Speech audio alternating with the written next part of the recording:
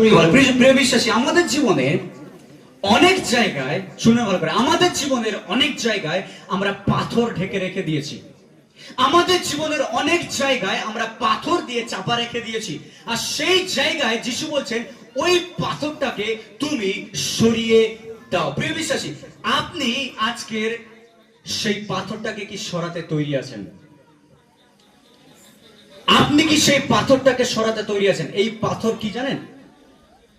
এই পাথর হলো আমাদের অবিশ্বাস। অবিশ্বাসের পাথর আমাদের অনেকের উপরে রয়েছে। যিশু বলছেন, তুমি তোমার অবিশ্বাসের পাথরটাকে সরিয়ে পারো। যখন যিশু সেখানে পৌঁছান, সবাই কান্নাকাটি করছে, তাই না?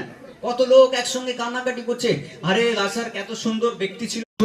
প্রিয় বিশ্বাসী, আমাদের জীবনে অনেক জায়গায় শুনে ভালো করে, আমাদের জীবনের অনেক জায়গায় আমরা পাথর ঢেকে রেখে দিয়েছি। আমাদের জীবনের অনেক জায়গায় আমরা পাথর দিয়ে চাপা রেখে দিয়েছি। আর সেই জায়গায় যিশু বলছেন, ওই পাথরটাকে তুমি সরিয়ে দাও। প্রিয় বিশ্বাসী, আপনি আজকের সেই পাথরটাকে কি সরাতে তৈরি আছেন?